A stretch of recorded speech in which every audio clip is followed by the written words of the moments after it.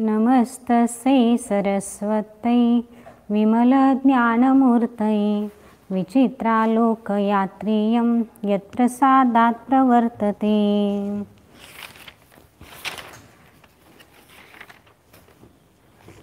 कल की क्लास में हमने देखा था कि 10 काल और 10 गण इनकी चर्चा कल हो गई है।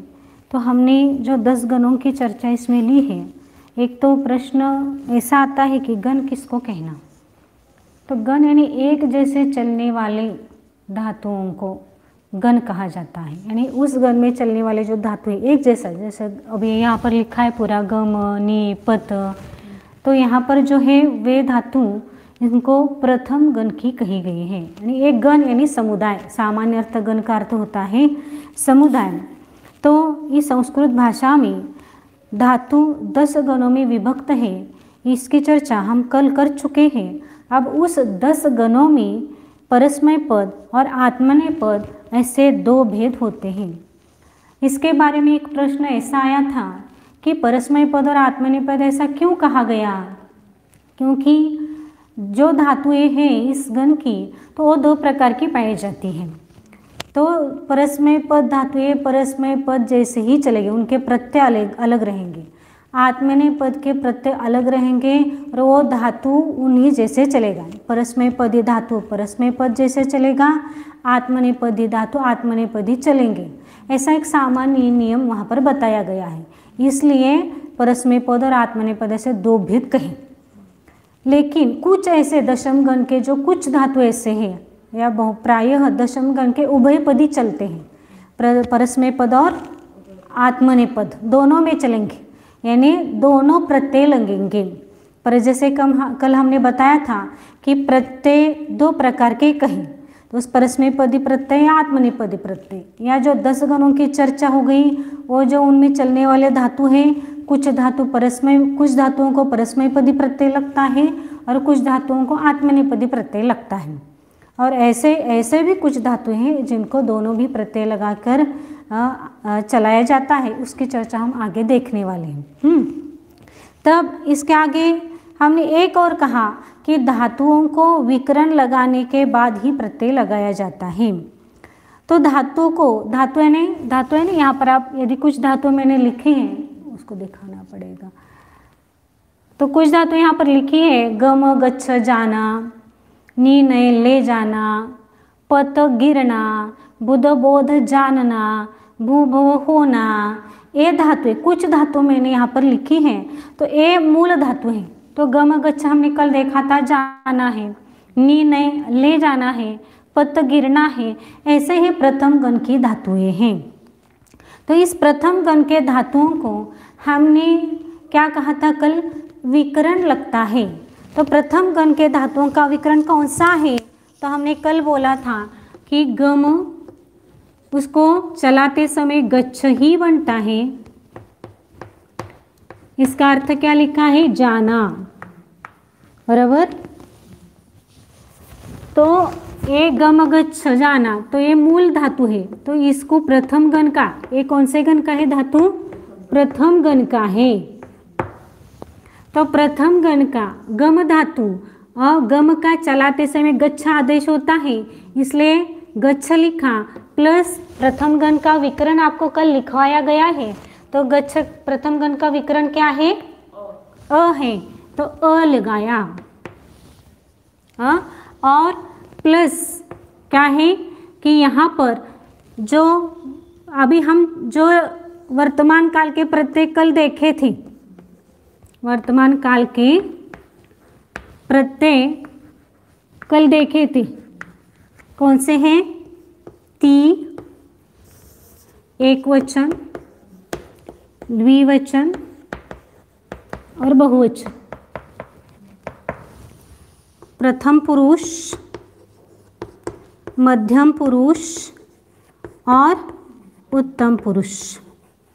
तो इसके प्रत्यय क्या थे, ती, तह बोलो या तस बोलो, और अंति दिख रहे हैं ना, सी, थस, थ और मी वस, मस।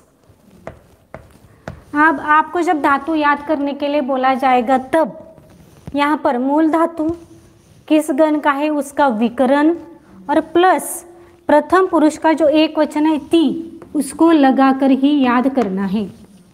इसका कारण हम आगे बताएंगे। अभी आपको जो बताए वही आप कल के लिए याद करके लाना है। तो इसका पूरा रूप क्या बन गया? गच्छति।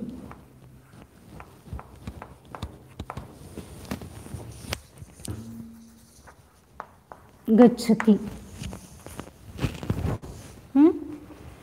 अब यहाँ पर आप देख रहे होंगे कि बीच में गम यानी गच्छ यानी ब्रैकेट में जहाँ जहाँ पर लिखा गया है तो वहाँ पर वह धातु और ब्रैकेट में जैसे लिखा है वैसे ही उसको चलाना है। इसमें जैसे यहाँ पर गम गच्छ जाना यानी ब्रैकेट में जो लिखा है वो आपको करना है। यहाँ पर मूल धातु गम है उसका आदेश गच्छ हुआ, नी है उसका नय बनता है। वो अब कैसे बनेगा वो आप देखेंगे। बुध है तो ब्रैकेट में बोध लिखा है तो यहाँ पर जैसे यहाँ पर गच्छति हुआ तो नी का नयति बनता है। कैसे बनेगा वो आगे देखेंगे। बुध का बोध बोधति बनता है। श्रु का सर है तो सरति बनता है। इस प्रकार इसको आपको याद करना है। कैसे याद करना है? गम गच्छ गच्छति जाना, नी नयति ले जाना, पत पतति गिरना, बुध बोधति जानना, भू भवती होना। याद करते समय आपको इन धातुओं को ऐसे ही याद करना है। तो पहले तो हमने एक नियम यहाँ पर आएगा। जैसे हमने क्या कहा कि प्रथम गण का मूल धातु प्लस विकरण प्लस ती, ये हो गया गच्छति। इसको क्रियापद कहते हैं। क्रियापद अपना वर्तमान काल का क्रियापद बन गया। वह जाता है, वह जाता है। तो इस प्रकार सभी वो ऐसे आपको याद करना है। तो फिर आप जैसे ये तो गम गच्छ का आदेश ही होता है, लेकिन यहाँ पर एक दिया है उन्होंने। दूसरा जो धातु है नी, नी का नय बनता है। यह नय जो बना है वह क्या है? आदेश नहीं हुआ है, वो संधि हो गई। कैसे संधि हो गई? जैसे मूल धातु नी है। अब ये है कौन से गण का? प्रथम गण का धातु है। विकरण कौन सा लगेगा? अ ही लगेगा, बराबर। अविकरण लगा। अब मैंने क्या कहा कि प्रथम पुरुष का जो एक वचन है उसको लेकर ही आपको चलना है। क्यों चलना है वो आगे जब षष्ठ गण का प्रकरण आएगा तब बताया जाएगा। फिर मैंने क्या कहा? ती, बराबर। मूल धातु प्रथम गण का विकरण अ प्लस ती। तो ऐसा फिर आप तो कह रहे कि नहीं चलाना है और लिख आप नहीं रहे हो एक ऐसे। तो यहाँ पर नी है, न में क्या है? नी में क्या है? न प्लस ई है, बराबर। सिर्फ इसको खोल रही हूँ मैं, दूसरा कुछ कर नहीं रही हूँ, बराबर। आप यहाँ पर ई है और आगे अ आया। तो संस्कृत में एक नियम ऐसा है कि दो स्वर जहाँ भी एकत्र आते हैं उनकी संधि हुए बिना नहीं रहती है। तो यहाँ पर संधि होती है गुण संधि। यहाँ पर जो संधि हुई है उसका नाम क्या है? गुण संधि। तो गुण संधि क्या है? तो यहाँ पर सिर्फ प्रथम गण के लिए नियम दिया है। आगे जहाँ पर गुण आएगा वहाँ पर अलग नियम दिया जाएगा। यहाँ पर नियम क्या है कि प्रथम गण के धातुओं को, नियम आपको लिखना है तो आप लिख लो कि प्रथम गण के धातुओं को, प्रथम गण के धातुओं को अविकरण लगाने के पूर्व, अविकरण लगाने के पूर्व उन धातुओं के अंत्य स्वर अथवा ह्रस्व उपांत्य स्वर अथवा ह्रस्व उपांत्य स्वर, इनको गुण होता है, इनको गुण होता है। क्या गुण होगा? यदि अ के आगे, इसको मैं अभी मिटा रही हूँ, गुण क्या होता है? यदि ई हो तो उसका गुण ए होता है। क्या होता है? ह्रस्व हो ई या दीर्घ हो तो ए होता है। ऊ हो उसका गुण ओ होता है।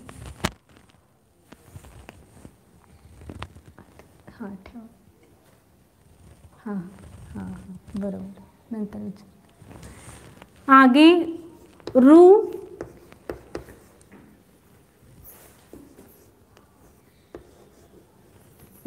का गुण अर होता है और रू का गुण अल होता है। क्या कहा? पहले तो ये बताया संस्कृत भाषा में गण 10 होते हैं और 10 गण परस्मय पद और आत्मनेपदी प्रत्यय दोनों प्रत्यय लगते हैं। ऐसा दोनों प्रत्यय क्यों लगाया गया? क्योंकि उनके प्रत्यय अलग पाए जाते हैं, उनको ऐसे दो अलग अलग धातुएं आती है जो परस्मय पदी प्रत्यय परस्मय पदी धातुओं को लगता है, आत्मनेपदी प्रत्यय आत्मनेपदी धातुओं को लगता है, और दशम गण के बहुत सारे धातुएं उभयपदी होती हैं। तो उसमें हम पहले जो देख रहे हैं वर्तमान काल का परस्मय पदी प्रत्यय कल जो बताया था, तो वह चलाते समय इन धातुओं को उसमें चलाना है। तो पहले हमने कल गम गच्छति जाना ये पूरा चलाया था और 4 धातुएं आपको दी थी जो घर में चलाने के लिए बोला था। तो उसमें से जो दूसरा धातु मैंने लिया है नी नय ले जाना, तो उसमें संधि होकर वह बनता है। तो कौन सी संधि हो गई? तो पहली है वह गुण संधि। आप संधि का जो भी प्रकरण आएगा आप अलग उसको लिखना है, पूरे गुण संधि एक जगह, स्वर संधि, व्यंजन संधि, सभी संधियों के अलग अलग आपको एक नोटबुक में अलग अलग लिखनी पड़ेगी, क्योंकि बार बार ये संधियाँ आएगी, बराबर। अब उसमें से पहले नी नए मूल धातु लिया, नी मूल धातु है, उसको अ प्रत्यय लगाया और इसमें प्रथम पुरुष का एक वचन ती प्रत्यय लगाया गया है। तो मैंने सिर्फ इसको खोला है न प्लस ई प्लस अ प्लस ती। तो यहाँ पर क्या हो गया कि 2 स्वर आगे आने पर इनकी गुण संधि हुई। तो गुण संधि किसको कहा कि प्रथम गण का धातु नी प्रथम गण का धातु है, इसको अविकरण लगाने के पूर्व में उनके अंत में स्वर हो या उपांत में ह्रस्व स्वर हो तो उनको गुण होता है। तो यहाँ पर अंत में कौन सा स्वर है? कौन सा स्वर है दीदी? अंत में ई स्वर है, बराबर। नियम क्या बताया था कि अंत में स्वर हो या उपांत किसको कहते हैं? अंत के नजदीक जो होता है। वो आगे एक उदाहरण देकर आपको समझाएंगे। हाँ, पहले अंत स्वर है ना, हाँ, तो इसको क्या कहा कि इनका गुण होता है। तो यहाँ पर ई गुण क्या कहा? ई का गुण क्या होगा? ऊ का गुण क्या होगा? रू का गुण क्या होगा? रू का गुण क्या होगा? अब ये समझ में आया इतना? हाँ, अब यहाँ पर ई है तो इसका गुण क्या होगा? ई का, यानी प्रथम गण का यह अविकरण लगाने के पूर्व में अंत्य स्वर है, इसलिए इनका गुण होता है। आप क्लियर हो गया? हाँ, ऊपर का नहीं मिटा रहे। हाँ, अब यहाँ पर क्या हो गया? न ई का गुण ए हो गया प्लस अ प्लस ती, बराबर। अब फिर भी ये एक आगे आया।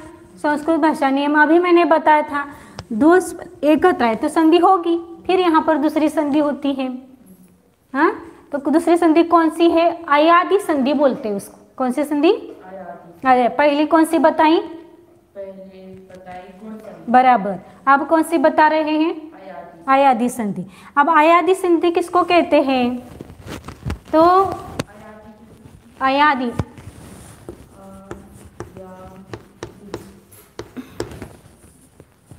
अब आयादी संधि किसको कहा?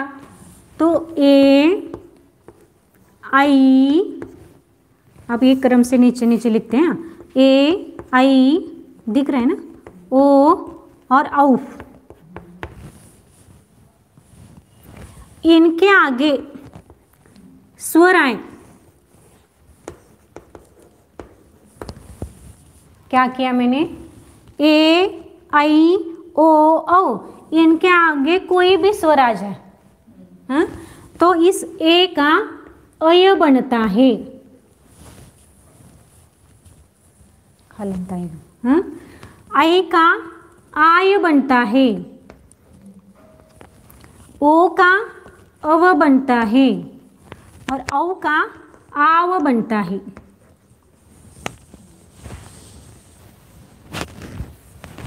समझ में आया?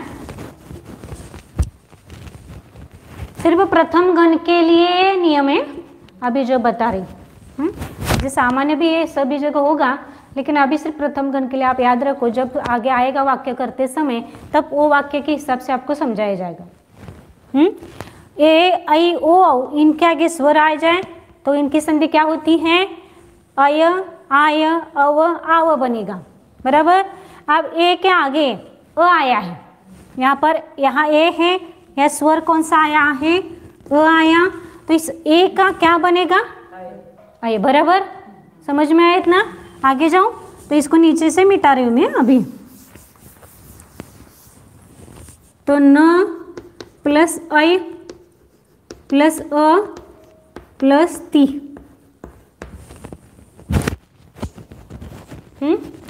अब इसको जोड़ो, क्या होगा?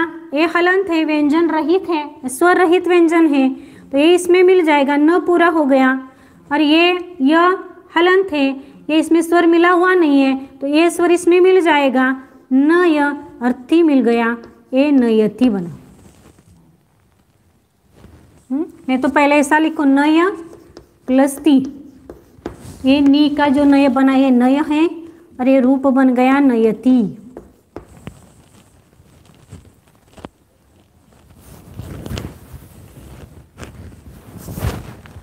समझ में आया? अब दूसरा और एक देखो, इसमें क्या होता है? दूसरा है वहां पर ये बुध का बोध जो बना ना, तो इसको चलाना है, पहले इसको चलाओ नए को, फिर बुध का बोध देखते हैं। ए का आय बनता है, आई का आय बनता है, ओ का अव और औ का आव। तो यहाँ पर इसको क्या करना है? नयति रूप हो गया, ये प्रथम पुरुष का एक वचन हो गया, तो एक वचन में लिखा मैंने न य ती, ये प्रथम पुरुष है। अब आगे द्विवचन में क्या आएगा? नयतः आएगा, बराबर। बहुवचन में क्या आएगा? नयंती।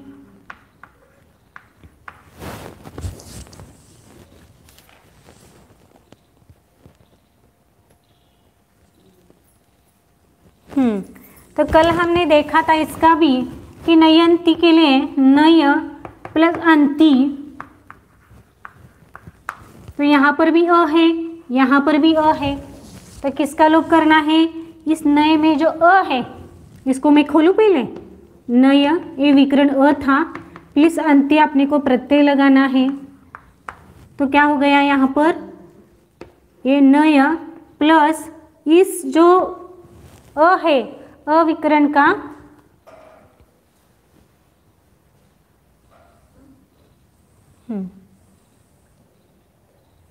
इसका निलोप करेंगे। हाँ, तो ए अ तो रहेगा ही, लेकिन इस अ का लोप करते हैं।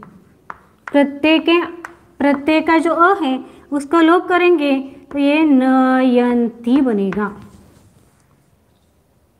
क्या समझ में आया? नहीं समझ में?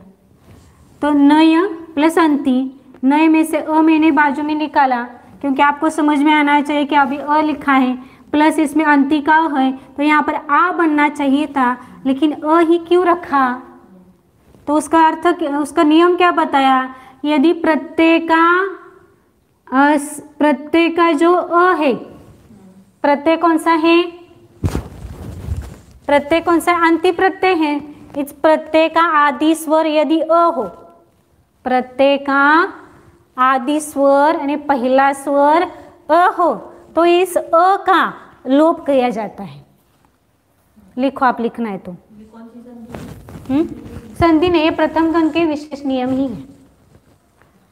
हाँ, प्रथम प्रत्यय का आदि स्वर लिखें। प्रत्यय का आदि स्वर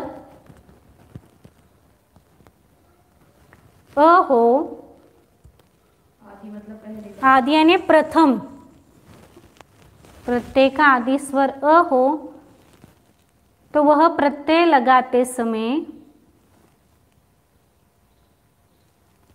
पूर्व के अ का लोप हो जाता है। इसका लोप कर दिया उन्होंने, इसका नहीं, वही मेरा बराबर। प्रथम स्वर यदि, प्रथम स्वर यदि प्रत्यय लगाते समय पूर्व के अ का लोप हो जाता है। प्रत्यय के आदि पहले स्वर अ हो तो प्रत्यय लगाते समय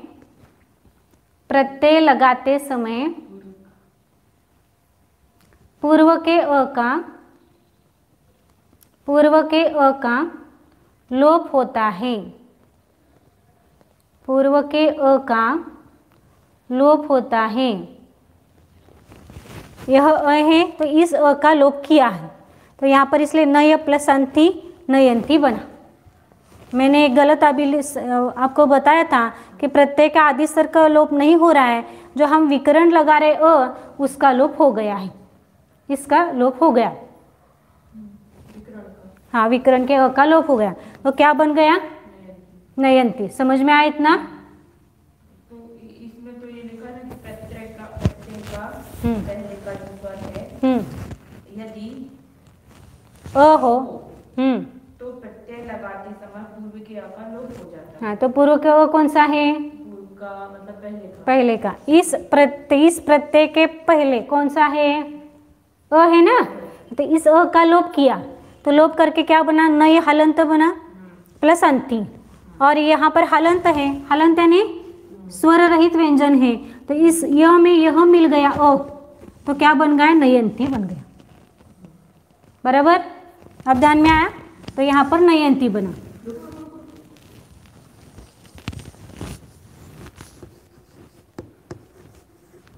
मध्यम पुरुष। अब मध्यम पुरुष में प्रत्यय कौन सा है? मध्य पुरुष में सी सी है ना, तो क्या करना है? सिर्फ न तो है ही, फिर न य और सी प्रत्यय डायरेक्ट लगाना है। आगे क्या है? कौन सा प्रत्यय है? न य थ। आगे न य थ। उत्तम पुरुष। अब यहाँ पर एक नियम और आता है। प्रत्यय क्या है यहाँ पर? मी, वस और मस प्रत्यय है इसका। तो कल भी मैंने नियम बताया था, लेकिन शायद जल्दी में बताया है, इसलिए आपको समझ में नहीं आया, फिर वापस वो नियम में रिपीट कर रही हूँ। हाँ, तो यहाँ पर उत्तम पुरुष के लिखना है तो लिख सकते हैं। उत्तम पुरुष के जिस प्रत्यय का प्रथम वर्ण, उत्तम पुरुष के जिस प्रत्यय का प्रथम वर्ण म अथवा वो हो, म अथवा वो हो, तो म अथवा वो हो तो प्रत्यय लगाने के पूर्व, फिर से वापस एक बार रिपीट कर रही हूँ, उत्तम पुरुष के जिस प्रत्यय का प्रथम वर्ण म अथवा व हो तो प्रत्यय लगाने के पूर्व पीछे का या पूर्व में जो अस्वर है क्या लिखा? प्रत्यय लगाने के पूर्व पीछे का अ स्वर दीर्घ होता है। जैसे यहाँ पर क्या है, नय प्लस विकरण अ और मुझे लगाना है उत्तम पुरुष का एक वचन मी। तो मैंने क्या लिखवाया? उत्तम पुरुष का म अथवा यहाँ पर व हो। तो यह पीछे का जो अ है, हाँ, वह दीर्घ होता है। तो क्या होगा इसका? नय प्लस आ प्लस मी।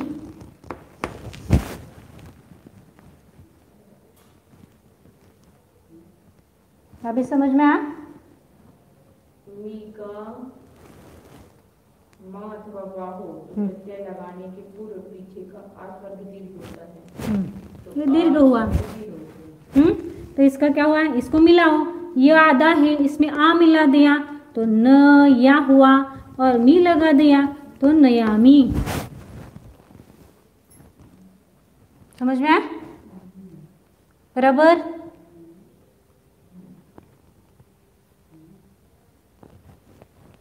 अब यहाँ पर मैं लिखूं नयामी, ये नयामी हो गया आपका। अब आगे वस है, बराबर।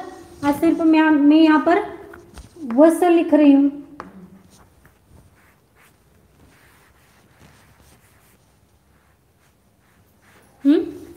ये स का मैंने कल बता दिया था। स का स के आगे कुछ हो या नहीं हो तो भी इस स का विसर्ग होता है, इसलिए उसको वह। स और र भी आता है, लेकिन र के बहुत सारे उदाहरण नहीं मिलते हैं। नियम तो ऐसा ही है कि स और र के आगे कोई भी व्यंजन हो, कोई भी व्यंजन नहीं भी हो तो भी इस स अथवा र का विसर्ग बनता है। हाँ, तो यहाँ पर मैंने विसर्ग किया, बराबर।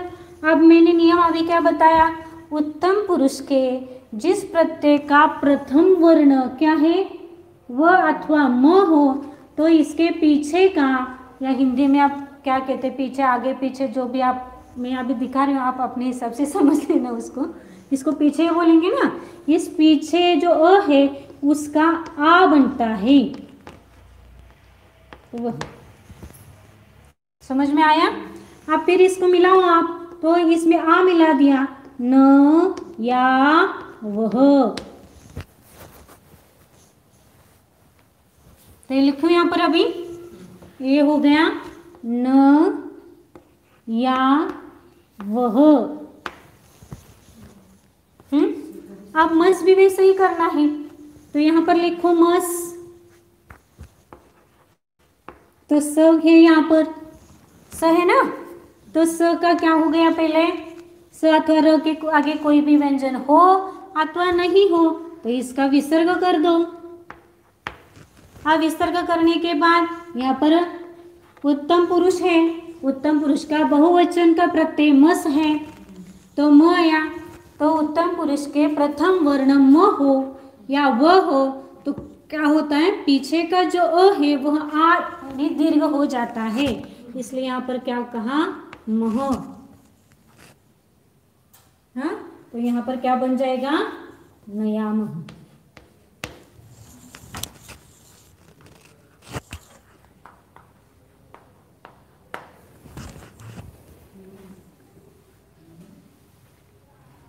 समझ में आया?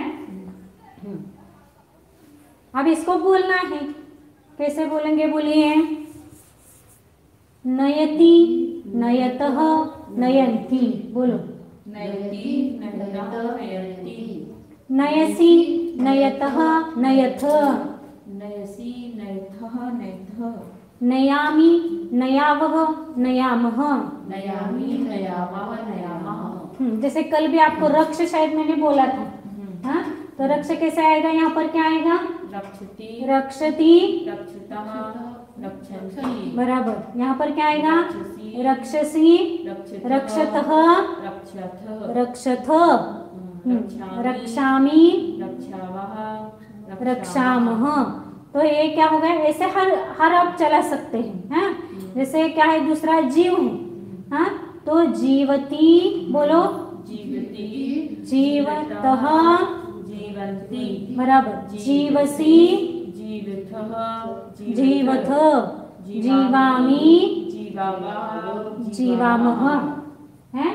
ऐसे आपको धातु लिखाएंगे तो वो पूरा कल बोलने हैं और उनके अर्थ याद करने हैं। हाँ, आप जैसे ये इसका अर्थ, नी का अर्थ क्या है? ले जाना।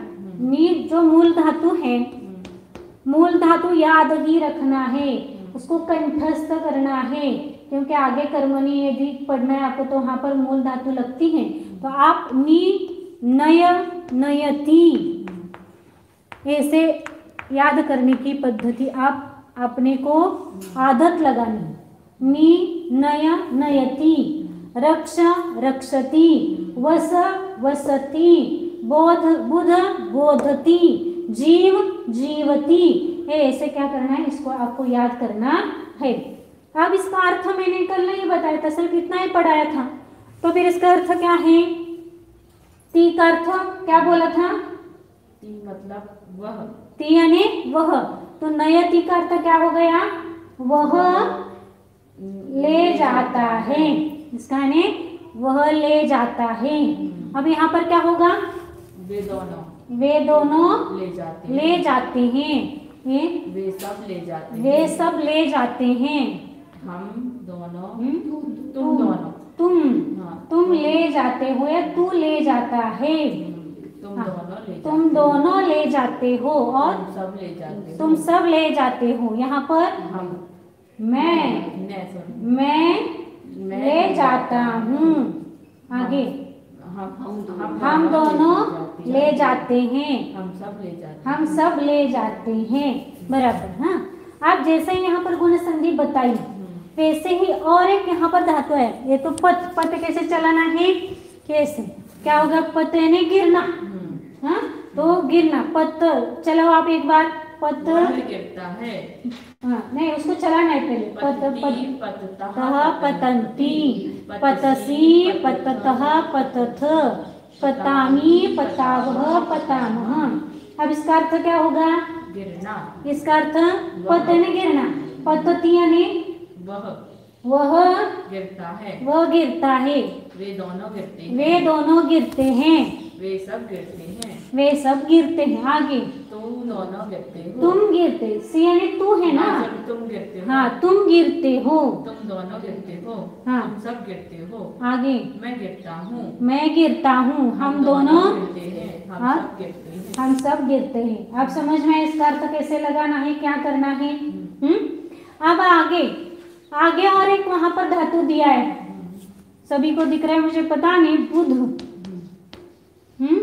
और उसका ब्रैकेट में लिखा है बोध, समझ में? अब ये बुध का बोध कैसे बना? ये आदेश नहीं है, ये संधि हो गई है। तो बुध कौन से गण का धातु है? प्रथम गण का धातु है। कौन से गण का है? ये अभी जो पढ़ाई जैसा प्रथम गण की ही धातु है। तो बुध प्रथम गण का विकरण क्या है? और मैंने क्या बोला था? प्रथम पुरुष एक वचन का प्रत्यय लगाकर ही याद करना है, इसलिए 3 लिखा, बराबर। अब यहाँ पर अ आया है और यहाँ पर बु है। अभी हमने गुण संधि में एक नियम पढ़ा था। क्या नियम पढ़ा है? अंत्य स्वर हो अथवा ह्रस्व उपांत्य स्वर हो। अंत में यहाँ पर नी में क्या था? अंत ही स्वर था और यहाँ पर उपांत्य है, यानी अंत के नजदीक जो शब्द होता है उसको उपांत्य कहा जाता है। क्या कहा जाता है? उसका। हाँ, यहाँ पर यहाँ अंत में क्या है? इसको यदि खोलेंगे, नी को तो हमने अभी खोला था, न प्लस ई, तो अंत में क्या आया? ई है ना, यानी इस स्वर के अंत है नी, यानी ये अंत है। और यहाँ पर इस अंत, यह ध अंत है, इसको मैं बुध को ब प्लस उ प्लस ध, कुछ किया नहीं है, सिर्फ बुध शब्द को मैंने खोल दिया। अंत कौन सा है? ध है। और ध के नजदीक कौन सा स्वर है? ये ह्रस्व है या दीर्घ है? ह्रस्व है ना। तो हमने नियम देखा था कि प्रथम गण के धातुओं को यह विकरण लगाने के पूर्व में अंत्य स्वर हो। अंत्य स्वर तो नहीं है, इसको अंत्य कहते हैं और इसको उपांत्य कहा जाता है। उपांत्य, उपांत्य, उप यानी नजदीक, अंत्य के नजदीक जो स्वर है, कौन सा स्वर है, कौन सा स्वर है, ऊ है, तो इसका गुण होता है। तो क्या क्या गुण संधि में बताया था, गुण होता है, क्या होता है, ई का गुण क्या होता है, ई का गुण ए होता है, ई का गुण ए, ऊ का गुण आई, ओ, रू का गुण अर, और रू का गुण अल। तो यहाँ पर ऊ है, ऊ अथवा ऊ हो तो उसका गुण क्या होगा, ओ होगा। तो मैं अभी लिखूं, हाँ, तो इसका ब प्लस ओ प्लस ध। लेकिन इधर ऊ कहाँ आ रहा, ऊ अकेली क्यों आ रहा है, एक ही, कोई भी एक हो, ये में से कोई भी एक के आगे स्वर हो तो ए बनेगा, ऊ अथवा ऊ को छोड़ उसके आगे स्वर हो तो ओ बनेगा, रू अथवा रू के आगे स्वर है तो अर बनेगा, लू के आगे स्वर है तो अल बनेगा। इस प्रकार इनकी गुण संधि होती है। अंत में स्वर हो तो भी होगी और उपांत में यदि यह दीर्घ है तो नहीं होती है। समझ में आया, व्यंजन है ना इसकी, कहाँ पर, ये यदि ऐसा होता है यहाँ पर,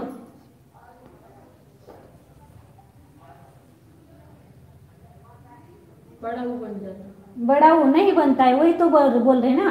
अंत में ये कोई भी ह्रस्व दीर्घ दोनों हो तो गुण हो सकता है, लेकिन उपांत के लिए नियम सिर्फ उन्होंने बताया कि उपांत में यदि दीर्घ कोई होगा तो वहां पर यह संधि नहीं बनेगी, गुण संधि नहीं बनेगी। सिर्फ क्या है, ह्रस्व ई चाहिए या ऊ चाहिए या रू चाहिए या लू चाहिए। यदि ये होते हैं दीर्घ ई, दीर्घ ऊ या दीर्घ रू, तो यहाँ पर वो गुण संधि नहीं बनने वाली। समझ में आया? तो इसलिए क्या हो गया यहाँ पर, बोध। हेलो, या फिर एक बार बताओ, फिर से बता दो। ये हम तो काम के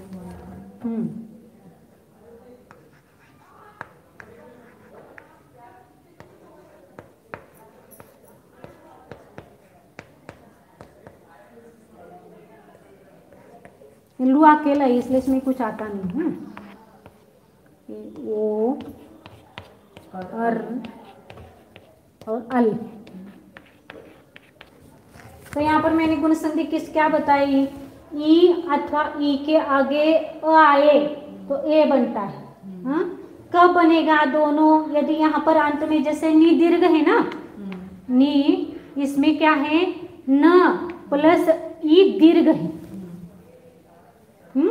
तो ये दीर्घ है फिर भी ए बना, अंत में है ना, अंत ह्रस्व हो या दीर्घ हो कुछ भी हो तो ए यह गुण संधि होगी। ह्रस्व ऊ या दीर्घ ऊ हो अंत में हो, अंत है ना यह, तो इसको ओ होगा, या रू अथवा रू हो तो इसका अर बनेगा, रू हो तो अल बनेगा। कब, अंत में हो तो। लेकिन यदि उपांत में, उपांत ने ये बीच में, अब यहाँ पर फिर वापस लिखना पड़ेगा, ये ना यहाँ पर या अंत है और ये उपांत है। उपांत में ह्रस्व ही चाहिए, ये दीर्घ ई दीर्घ ऊ यदि दीर्घ रू हो तो वहां पर यह संधि नहीं होती है।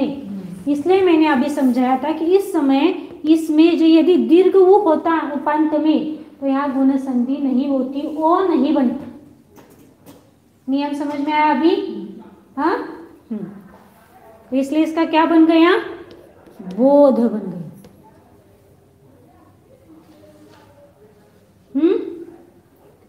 अब इसको चलाना है यहाँ पर, कैसे, यहाँ पर तो क्या बन गया, उपांत में ह्रस्व ही चाहिए। हाँ बराबर, उपांत में ह्रस्व ही चाहिए तो ही गुण संधि होती है। अंत में तो दीर्घ या ह्रस्व दोनों हो तो भी चल सकता है, मतलब ये वर्ड बन सकते हैं ना। लेकिन उपांत में तो ह्रस्व ही चाहिए तभी ये शब्द बनेगा। बराबर, अब समझ में आया।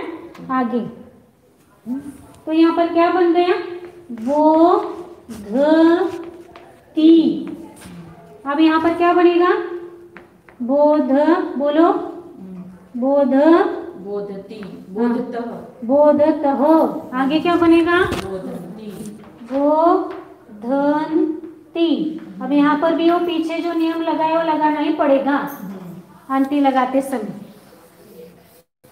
अब ये गुण संधि फिर से इधर आएगी। हाँ, फिर ये बोधन्ति का क्या बनाया था, ये बुध का डायरेक्ट में बोध लिख रही हूँ अभी, बोध प्लस अंति, अविकरण प्लस अंति।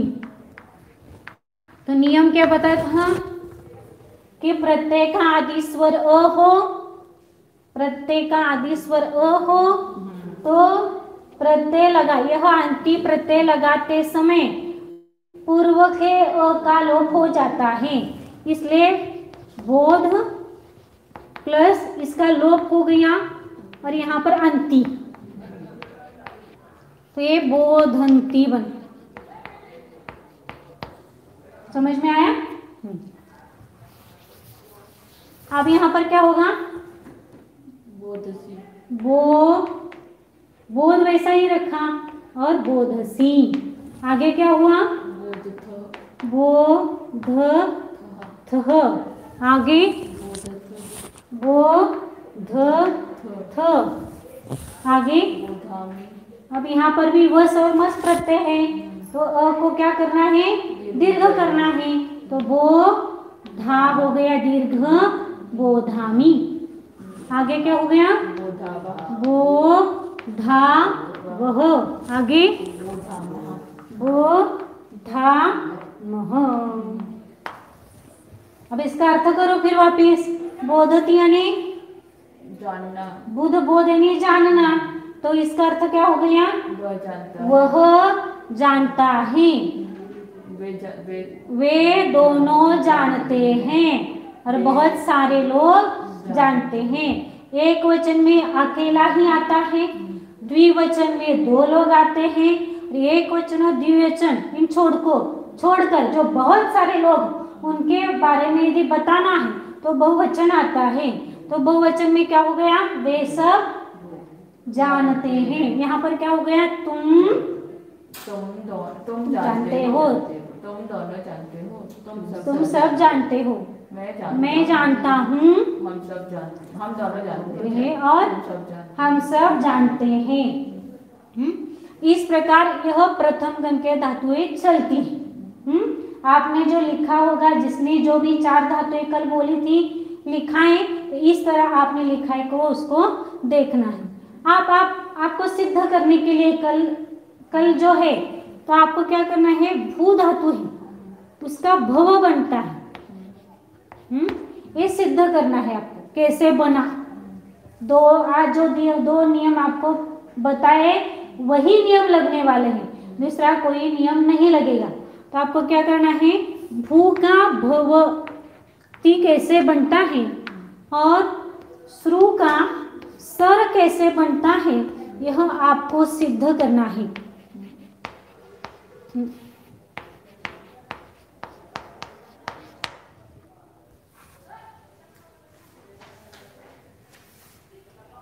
बुद्धि वाला फिर से लिख दीजिएगा, उपांत वाला।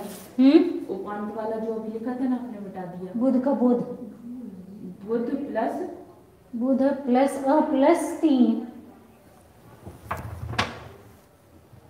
फिर बुध प्लस उ, बुध प्लस उ प्लस, मैं बुध प्लस अ प्लस 3, वो तो लिख लिया। यहाँ पर उसको सिद्ध करना अभी नहीं। हाँ, अभी वो पांत वाला जो बताया था ना आपने, मैं वो पूछ रही हूँ कैसा बना था। हाँ, उपांत वाला ये हो गई, आपने लिख लिया क्या। एक और एक है आपको जो उपांत का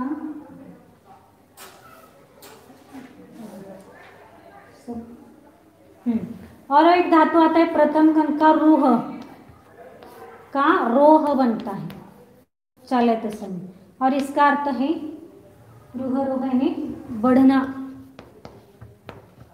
इसका रोहती होता है। वो कैसे होता है, नियम यही लगेंगे, इनको सिद्ध करके भेजना है, या कल आपको ये दिखाई जाएगा। समझ में आया क्या करना है कल के लिए? हाँ, अब आप जो बोल रहे हैं ये लिख लिया।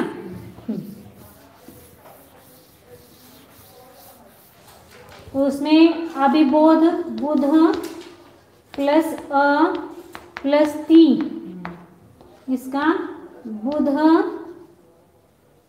इसको ऐसा खोलना पड़ेगा फिर आपको देखना है तो, ब्ल प्लस ऊ प्लस ध प्लस अ प्लस ती, और यहाँ पर ऊ का गुण हो गया ओ, ये ध वैसे ही यहाँ, फिर अ प्लस ती विकरण का, फिर इसको मिलाओ, ब में अ मिल गया, बो बन गया, अ में ध मिल गया, ध पूरा हो गया, और बोध थी बन।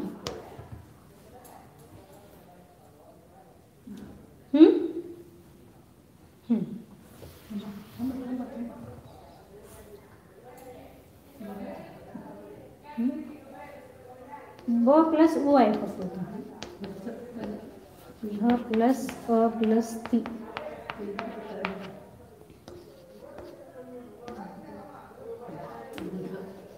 बुध प्लस अ प्लस ती।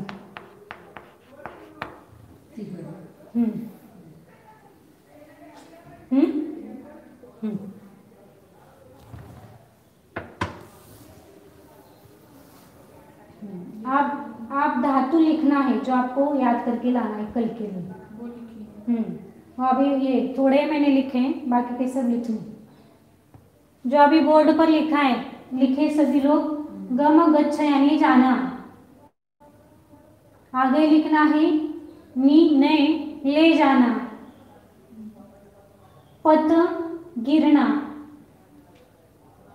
पत गिरना, बुध बोध जानना अथवा समझना, बुध बोध लिखिए आप, बुध बोध जानना समझना, भू भव, भू भव होना, रक्ष रक्ष रक्षण करना, वध बोलना, वध बोलना, वस रहना, यहाँ पर लिखा है वस रहना, श्रु सर सरकना, चर जाना चलना, जीव यानी जीना। आगे तेज शब्द है, तेज का अर्थ है छोड़ना अथवा फेंकना, छोड़ना फेंकना।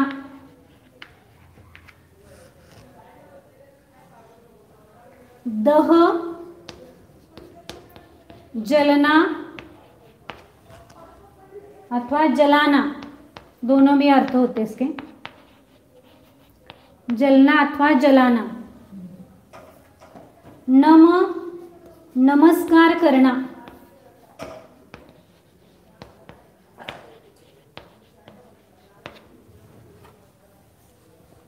पच पकाना,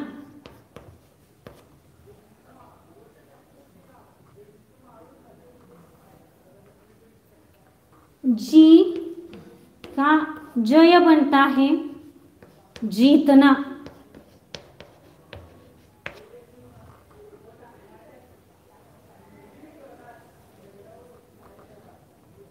हो गया गलत? तेजस हे झालं का वरचं? हे लिहून घ्या अगोदर, नाहीतर ह्याच्यात आहे पुढचं लिहून घ्या, नंतर ह्याच्यातलं. हाँ ये हो गया. आगे दृश्य का आदेश होता है पश्य। दृश्य पश्य यानी देखना, दृश्य पश्य देखना। धाव दौड़ना,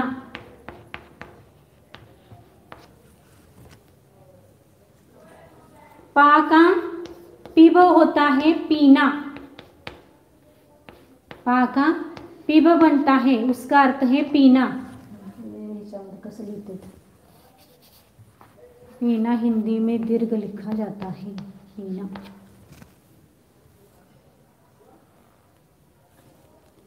यज,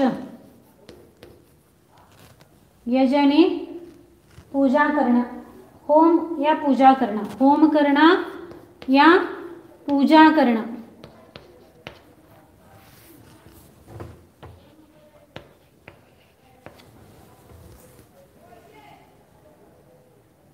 वह, वह ले जाना।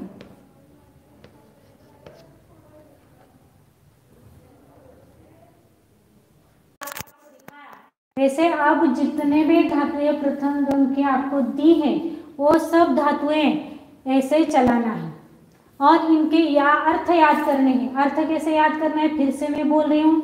गम गच्छति जाना, नी नयति ले जाना, पत पतति गिरना, भू भवति होना, ऐसे पूरे धातुएं याद करनी है और उनके अर्थ उल्टा सुल्टा।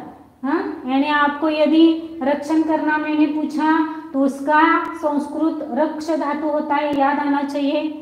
बोलना यदि मैंने धातु बोला तो वद धातु वो आनी चाहिए। ऐसे उल्टा सुल्टा आपको याद करना पड़ेगा।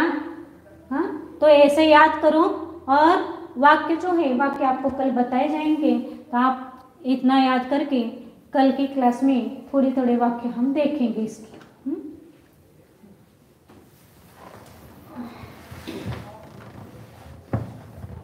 वाक्य करके लाना है।